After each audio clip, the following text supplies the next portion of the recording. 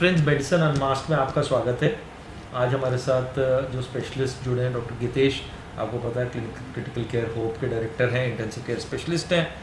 आज का टॉपिक बड़ा इंटरेस्टिंग है। अक्टूबर नवंबर जैसा आपको सबको पता है दिवाली का, बरकत का समय, बरकत का महीना होता है and you know lot of people are looking at progress. तो क्योंकि ये एक नर्सिंग फोकस्ड पॉडकास्ट है, लेट अस टॉक अबाउट कि नर्सेज का करियर प्रोग्रेशन किस तरीके से होता है।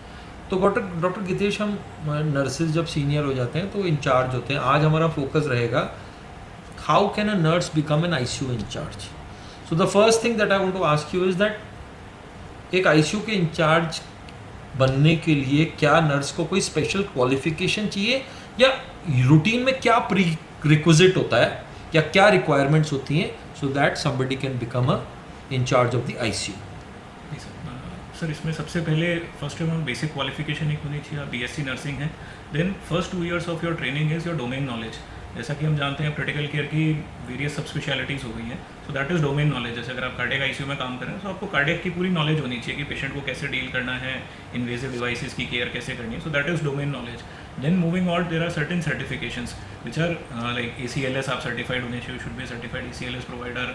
उसके बाद Indian Society of Critical Care Medicine है, वो एक डिप्लोमा कोर्स रन करती है नर्सेज के लिए, which is called Indian diploma of Critical care nursing. So 2 courses हो गए जी। इंडियन IDCCM का एक तो कोर्स हुआ, IDCCN और एक ACLS। ये 2 मिनिमम होने चाहिए, डिजायरेबल। जी सर।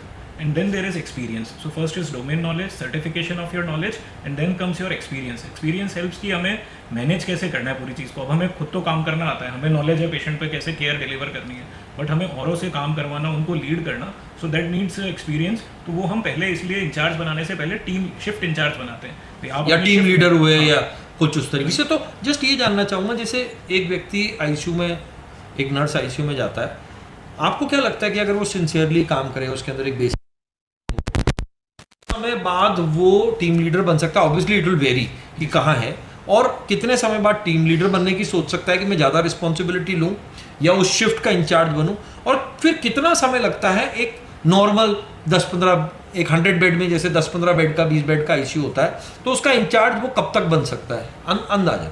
सर, मेरे ख्याल से अगर क्रिटिकल केयर में कोई आदमी 2 से 3 साल नर्सिंग कर लेता है, he can become a team leader. Okay. And अगर वो 5 years प्लस उसका एक्सपीरियंस है, he can become a incharge. 5 to 7 years, it may vary कि जैसा आपने कहा यूनिट कैसी है, पर्सनल कैपेबिलिटीज।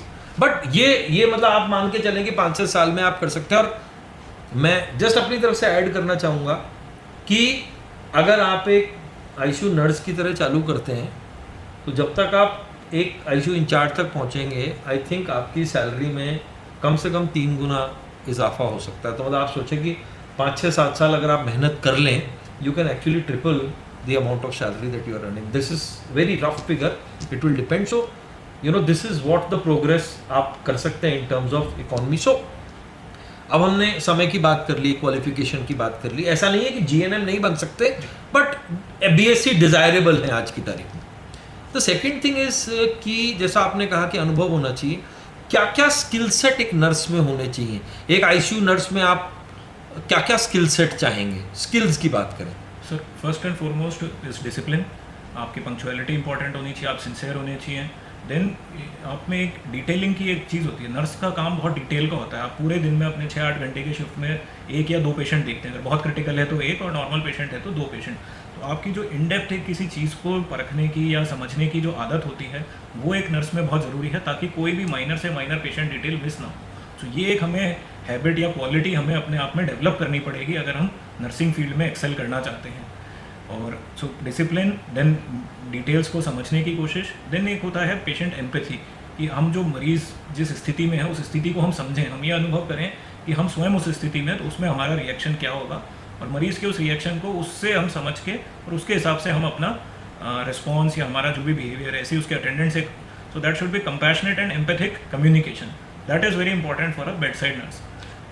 सो गितेश सर, एक बार आएंगे उसके ऊपर भी। बहुत ही इंपॉर्टेंट 3 टॉपिक आपने डिटेलिंग की कही है, डिसिप्लिन की कही है और एम्पैथी की कही है। अब हम बात कर रहे हैं कि आईसीयू में बहुत सारे प्रोसीजर्स करने होते हैं। सो एक नर्स को मुझे पता है कि मुझे 5 साल में आईसीयू इंचार्ज बनना है, तो कौन कौन से ऐसे प्रोसीजर्स हैं जिसका मुझे एटलीस्ट मैं उसका मुझे एक अच्छा आइडिया होना चाहिए, या मुझे उनको असिस्ट कराने आना चाहिए? कौन से ऐसे रूटीन प्रोसीजर्स होते हैं जो आपको लगता है कि यार एक इंचार्ज को इतना कम से कम असिस्ट कराना तो आना ही चाहिए? So what are those procedures, specific ICU procedures? First and foremost airway procedures हैं। अगर एयरवे प्रोसीजर्स में आता है इंट्यूबेशन, ट्रेकियोस्टमी, कोई ट्यूब चेंज करनी है, किसी पेशेंट की ब्रोंकोस्कोपी करनी है, तो ये सारे एयरवे प्रोसीजर्स में आते हैं। सो तीन मुख्यतः, ट्यूब से रिलेटेड हो गया, और इमरजेंसी में इंट्यूबेशन हो गया या एलएमए लगाना हो गया, और फिर उसके बाद डायग्नोस्टिक हो गया जैसे ब्रोंकोस्कोपी है। क्योंकि अगर आईसीयू में कोई टेस्ट होता है और आप बड़ा डिफिकल्ट होगा कि कई बार जो स्पेशलिस्ट स्टाफ आ जाए, तो अगर आपके इंचार्ज को आता है तो ये बहुत अपने आप में एक बड़ी एडवांटेजेस चीज़ है। सेम वे ट्रेकियोस्टमी अगर है तो obviously, so that is something. और कई बार ऐसा होगा कि ओटी स्टाफ नहीं आ पाएगा और आईसीयू स्टाफ को ही असिस्ट कराना पड़ेगा। जी। और दूसरा चीज़ फिर हम सर्कुलेशन पे आते हैं एयरवे ब्रीदिंग के बाद। तो सर्कुलेशन में हीमोडायनेमिक मॉनिटरिंग जब हम करते हैं तो सेंट्रल लाइन कोई इंसर्शन, उसकी पूरी प्रिपरेशन कैसे करना है, प्रोसीजर पता होना चाहिए हमें स्टेप वाइज, और उसकी केयर, फिर फॉलोअप केयर, वो हम अपने नर्सेज को प्रॉपरली एजुकेट कर सकें उसके बारे में, तो हमें इन डेप्थ पता होनी चाहिए उसकी केयर। दूसरा चीज़ सेम वे आर्टीरियल लाइन, उसको कैसे हमें जीरो करना है, कैसे प्रॉपर प्रेशर्स, नॉर्मल वेवफॉर्म क्या है, वेवफॉर्म नहीं आ रहा है नॉर्मल, तो उसकी कैसे ट्रबल शूटिंग करनी है। तो वो गलत रीडिंग को नापना नहीं, तो हम गलत नंबर्स को इंटरप्रेट करके ट्रीटमेंट इनिशिएट कर देंगे, so that can harm the patient. So proper waveform को आइडेंटिफाई करना और ट्रबल शूट करना, वो हमें पता होना चाहिए। तो इसके अलावा मैं दो चीज़ें शायद और ऐड करना चाहूँगा। एक तो मुझे लगता है कि एक चेस्ट ट्यूब डालना, मतलब डालना नहीं है, असिस्ट कराना, और एक कुछ आइडिया डायलिसिस का भी मुझे लगता है आज की तारीख में ठीक रहेगा। मतलब अगर आप एक आईसीयू इंचार्ज बनना चाहते हैं तो और कुछ नहीं है तो किसी डायलिसिस यूनिट में जाके थोड़े दिन डायलिसिस रूटीन में ही देख लें, बिकॉज डायलिसिस भी अब आप अपने आप में एक बहुत इंपॉर्टेंट एस्पेक्ट हो गया है। अगर आप एक 15-20 बेड के आईसीयू के इंचार्ज बन रहे हैं तो तय है कि वहाँ डायलिसिस यूनिट होगा ही होगा।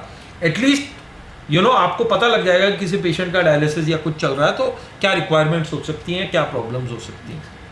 सो अब जैसा आपने कहा शुरुआत में कि आपको मैनेजमेंट करना आता है, तो आज अगर मैं एक नर्स हूँ तो मतलब किस तरीके के चैलेंजेस आएंगे एक आईसीयू नर्स को? क्या क्या चैलेंजेस आते हैं स्टाफ से रिलेटेड, बाकी सारी चीज़ों से रिलेटेड? बेसिकली एक आईसीयू नर्स की जिम्मेवारियाँ जो होती हैं उसमें चैलेंजेस क्या होते हैं, तो थोड़ा सा आइडिया इसका। जी सर, सबसे इम्पॉर्टेंट जो चीज़ है वो है एक तो प्रोटोकॉल्स को समझ के उनको इम्प्लीमेंट करना। तो अगर हम अपनी प्रोटोकॉल्स को प्रॉपर्ली इम्प्लीमेंट कर रहे हैं, बिकॉज ज़्यादातर चीज़ें हमें बताई जाती हैं एज ए इंचार्ज, हमें उनको फॉलो करना है डिलीजेंटली, मतलब बिल्कुल स्टेप बाय स्टेप उसको फॉलो कर लें, सो दैट उससे हमारा 80% लगभग काम सॉर्टेड है। अब इसके बाद जैसे आपने कहा चैलेंजेस आएंगे डे टू डे वर्किंग में, तो मोस्टली जैसे हमारा जो पूरा देश है, we are resource limited country, तो साधनों की कमी में तो रिसोर्स का ऑप्टिमाइजेशन, वो शायद उन चैलेंजेस का सबका आंसर एक ही है, रिसोर्स ऑप्टिमाइजेशन।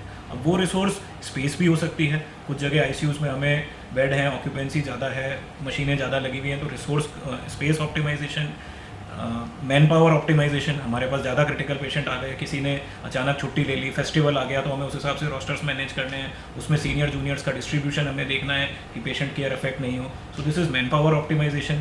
उसके अलावा हमें जो वेस्टेजेस है, कंज्यूमेबल्स, ये एक बहुत बड़ा चीज़ है। सही बात। हमें अपने स्टाफ को या जो भी आईसीयू में काम कर रहे हैं उनको देखना है कि हमारी वेस्टेज ना, पेशेंट केयर को हम कॉम्प्रोमाइज़ नहीं कर सकते, वो तो बॉटम लाइन है, बट केयर को सुनिश्चित करते हुए हमें ये देखना है कि किसी भी तरह की वेस्टेज ना हो, क्योंकि at the end of the day जो भी वेस्टेज हो रही है उसके लिए या तो पेशेंट पे करेगा या हॉस्पिटल पे करेगा।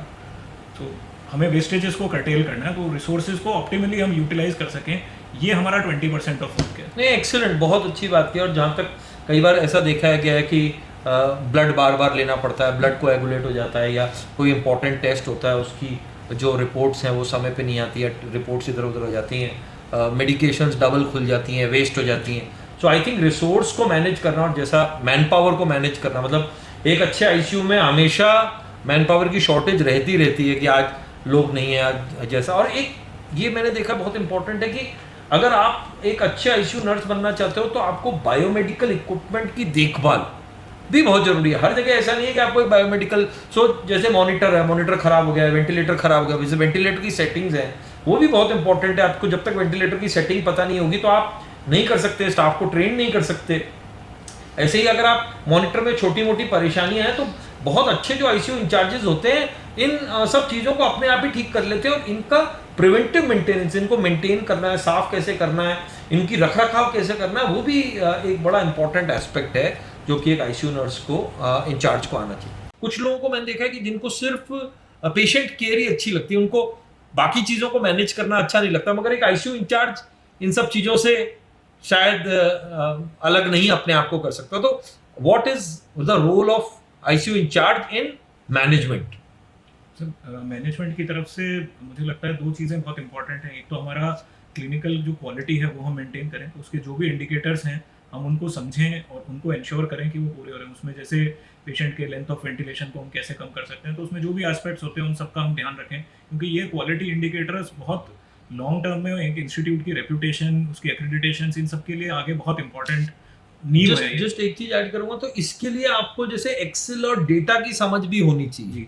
मतलब आप हर चीज को आउटसोर्स नहीं कर सकते, इसके लिए आपको डेटा और एक्सेल कुछ मतलब you have to become some sort of internet software computer savvy आज की दुनिया में, अगर आपको लीडरशिप पोजीशन में जाना है। Very very well said. और दूसरा रोल, जैसे मैंने आपको कहा था कि सर कोई भी अस्पताल आईसीयू और इमरजेंसी सबसे सेंसिटिव एरियाज होते हैं, तो ओटी, आईसीयू और इमरजेंसी, उसमें ओटी अलग रीजन से सेंसिटिव है। बट ये जो हम देखते हैं मेडिको लीगल केसेस, लड़ाई हुई, पेशेंट असंतुष्ट जा रहे हैं, क्योंकि नॉर्मली कोई भी पेशेंट हॉस्पिटल में एक्सपायर होता है तो या तो इमरजेंसी आईसीयूज में ही होते हैं। जो ब्रेकिंग अ बैड न्यूज या इस जो सिनेरियो माहौल को हैंडल करना है, ये समझ, ये मैच्योरिटी, उस समय क्या चीज़ें ज़रूरी है, कैसे लोगों को हैंडल करना है, क्या कैसे उस सीन को मैनेज करना है, उसकी पहले से उसको प्रेडिक्ट करना। जैसे कोई डिफिकल्ट फैमिली है, कोई ऐसा पेशेंट था, आप एक्सपेक्ट कर रहे हैं कि भाई ये सिक चल रहा है, रात को हो सकता है पूरी रात ना निकाले, रात को मॉर्टेलिटी हो, तो ये चीज़ें दीज आर एक्सपेक्टेड थिंग, आप उसकी तैयारी दिन में करके चलें एज अ इंचार्ज। तो ये समझ, मैच्योरिटी टू मैनेज क्राइसिस, ये बहुत इंपॉर्टेंट है फॉर अ लीडर और फॉर अ इंचार्ज पर्सन। सो अगर मैं इन सब चीज़ों को नटशेल में कहूँ, तो एक नॉर्मल नर्स को अगर एक आईसीयू नर्स में बदलना है, तो उसको अपने माइंडसेट में क्या क्या चेंज करना होगा, उसको क्या मेच्योरिटी के क्या क्या पैरामीटर्स हैं। मतलब हम बेसिकली कुछ चीज़ें पढ़ ली वो ठीक है, but what all of this, ये सब करने के लिए किस तरीके का माइंडसेट चाहिए? सर उसमें माइंडसेट में मुझे लगता है सबसे पहले हमें जो ये सबसे पहली चीज़ होती है कि ये मेरा काम नहीं है।